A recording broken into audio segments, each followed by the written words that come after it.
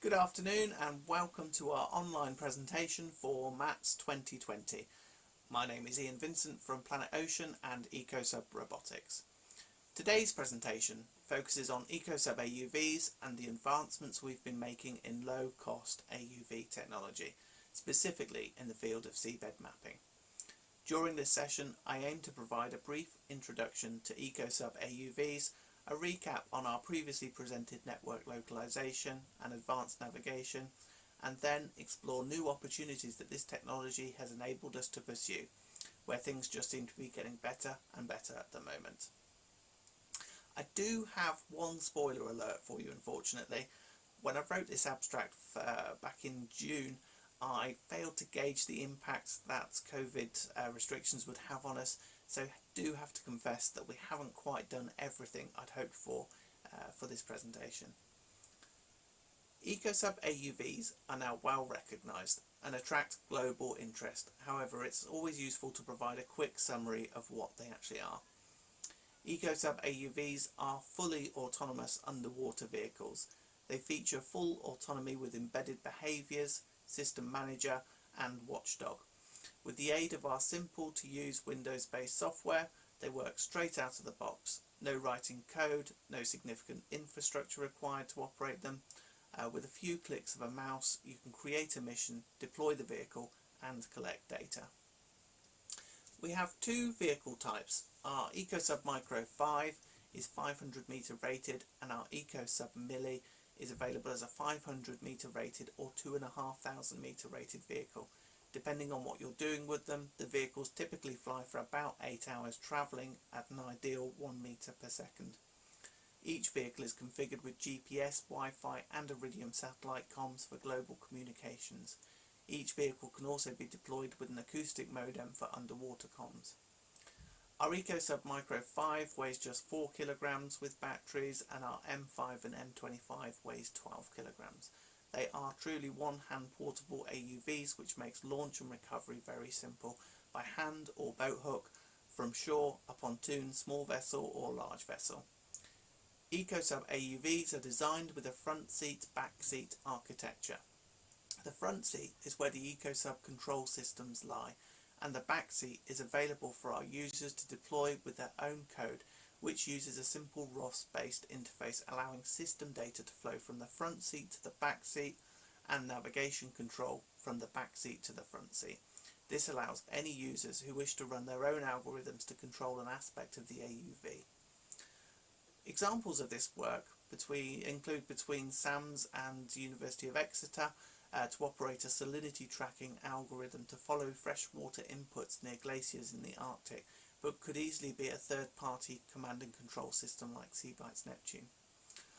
Although up until very recently we have not officially been selling ecoSUB AUVs, we currently have a group of early adopter customers and we've actually sold over 18 ecoSUB AUVs. For some time we've been working on the development and release of our production systems. These vehicles represent all of the incremental changes that we need to make to move from our advanced prototype vehicles to customer ready, easy to manufacture, less easy to break, wrapped in cellophane and ready to drop straight into the water AUVs. Thanks to COVID, this phase has taken a little longer than we wanted. However, we're delighted to confirm that we're now quoting out new systems and accepting purchase orders. We currently have an expanding range of payloads available and are welcoming customer requests for new integrations. This time last year we presented the work we had been doing with NOC and the University of Newcastle to enable network localization, creating an underwater network of AUVs all carrying nanomodems. This project was successfully demonstrated last year during the Breaking the Surface robotics conference in Croatia with 7 of our AUVs. Each vehicle in our network is fitted with a nanomodem and acts as a smart node within the network. We dedicate a minimum of 3 AUVs with the task of holding position on the surface. Our ecoSUB Micro 5 vehicles are ideal for this as they can move their internal mass forward and sit on the surface with their antennas in the air to get GPS and their noses pointing down using the modem to broadcast their position to underwater vehicles. The network is dynamic and scalable, The nodes within the network adapt to the presence of other nodes and coordinate their communications to avoid sending messages at the same time. This enables users to add and remove as many nodes as they wish, with the network automatically adapting. When entering underwater mode, the vehicles send messages to the surface nodes. Upon a receipt of a message, the surface node will reply with location information. Using time of flight estimation, the underwater vehicle is able to estimate its position relative to the surface node. As it receives messages from multiple surface nodes, it can triangulate its position and increase its level of certainty.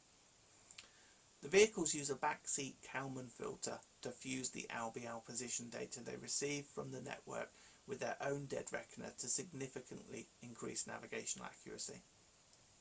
In addition to this, the AUV position data enables the vehicles to have more situational awareness and becomes able to respond to environmental factors like currents, which the dead reckoner would be completely unaware of.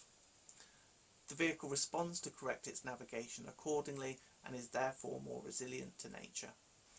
Navigation with dead reckoner only typically sees around about 10% error over distance travelled. With network localization reduces it down to plus or minus 5 to 10 meters regardless of distance travel. It's useful to remember at this point that 5 years ago, when we first conceived ecoSUB AUVs, that we saw them as being navigationally dumb. We expected they would collect data in a similar way to a glider, being at the whim of the environment. There are lots of applications where this is okay. As long as we could estimate where they had been, we wouldn't mind too much where they actually went. Being able to accurately georeference data was out of scope for micro-AUVs. We accepted that we wouldn't be operating any imaging payloads, as an image you couldn't georeference isn't much use. Of course, network localization changed that for us. Suddenly, the range of applications we could consider for ecoSUBs being fit for shifted quite dramatically. We might not have centimetre precision accuracy yet, but we had crossed a threshold and heard the rising call of interested users who wanted side-scan sonar and other imaging payloads. One of the key developments over the last year has been the integration of this vehicle, the ecoSUB M5 Scout, also nicknamed the Tardis. Close collaboration with our colleagues from both Marine Sonic Technologies and Vailport has enabled this vehicle. We benefit from the new expanded board set developed for our production vehicles, which allows more payload inputs, faster processing and improved performance. As may be apparent, this vehicle features a side-scan sonar system. It is an 1800 kHz Sea-Scout Arc Mark II, providing high-resolution imaging. Taking a closer look inside the vehicle's nose cone, it starts to become apparent why we call it the Tardis. We're now making major advances in delivering the capabilities of the traditional AUV into a micro-AUV platform. In a clockwise direction, we start with a nano modem, essential to enable our network localization. We can then see the side-scan sonar transducers. We have electronics mounted inside the body of the AUV. You can then see the CTF sensor from Vailport. This is a sensor that Vailport have invested in developing for ecoSUB AUVs and is likely to be a core sensor for many vehicles. This sensor measures conductivity, temperature and also offers a fluorimeter channel, which in this vehicle is used for chlorophyll A. The CT part of this can be seen projecting underneath the nose, and the fluorometer features an optics window to the side of the nose cone. Just underneath the fluorometer you can see a downward facing altimeter to provide altitude data, and in front of that we have a GoPro camera in a 300 meter rated housing. The nose cone is slightly longer than our standard vehicles. The great thing with ecoSUBs is our ability to provide custom nose cones for a wide range of payload integrations. As we all know, 2020 has been a strange year and has regularly required a bit of creativity to keep even the simple tasks moving. With all our staff working from home and without access to normal test tank facilities, we've had to make the best of what we can and use garden swimming pools for ballasting. So, back in June, when I wrote this abstract, we had a plan to have completed full open water trials with this vehicle throughout the summer and had hoped to show some exciting data sets. Unfortunately, COVID travel restrictions and the general challenges in getting trials work completed have stalled this, We do have some photos, some data from the pool though, and in fact we've done a bit better than that and run some trials in a lake just outside Paris. Initial results looked good. We collected data, although early testing is focused on vehicle stability, as such low mass vehicles they require fine tuning to sit correctly in the water and to ensure the correct weight distribution is there.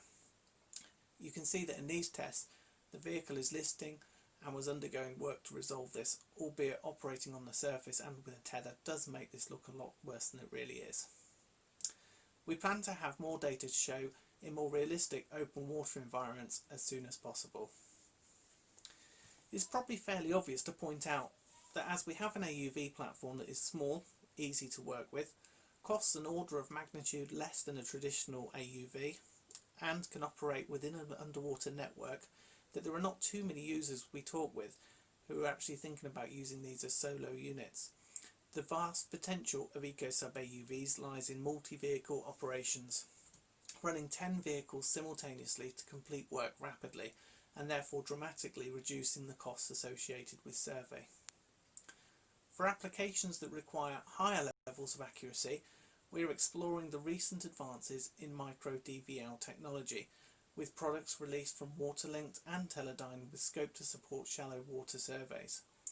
We have the capability to fuse nav data from a DVL with the Kalman filter to provide a DVL/network localization hybrid system to really tighten accuracy and limit uncertainty. We even have scope to add RTK positioning to our surface positioning to optimize this system to the maximum level possible. I took one other gamble when I drafted this abstract back in June. I said that we would share our output from some of the unfunded collaborative work we were doing with our colleagues at Autonaut. Since Autonaut presented their work with the UEA to launch a sea glider from their uncrewed surface vehicle Caravella, we have been talking about a similar exercise with ecoSUB.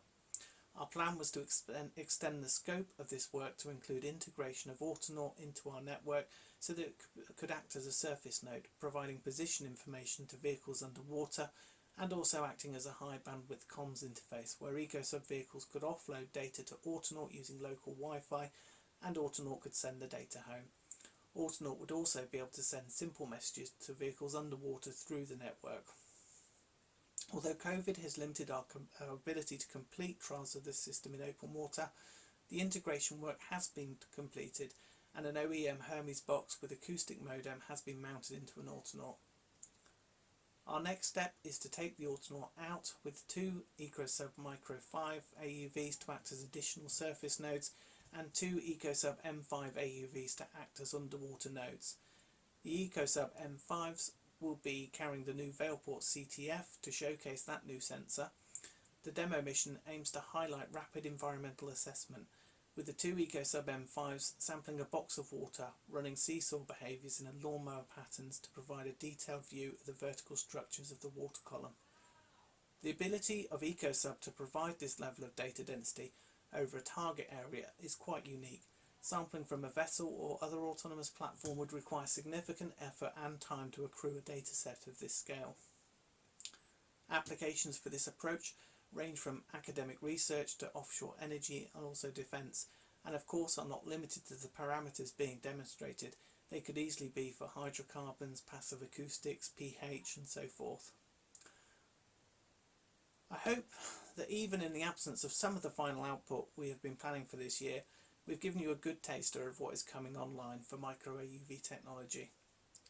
We often have to remind ourselves and others that this technology is still in its infancy. It is pretty apparent that this technology is going to tear up what we know and think about AUVs, their cost, how easy they are to operate, and how quickly and effectively they can collect data. We have repeated our mission many times, which is to increase accessibility to AUV technology. I think we're doing a pretty great job in realising that vision, and we're excited to work with potential users across the global community. Thank you for taking the time to watch and listen to this talk. I hope you found it interesting and look forward to receiving any questions either through the panel session or by email. Please take a look at our website ecosub.uk for more information. Thank you very much.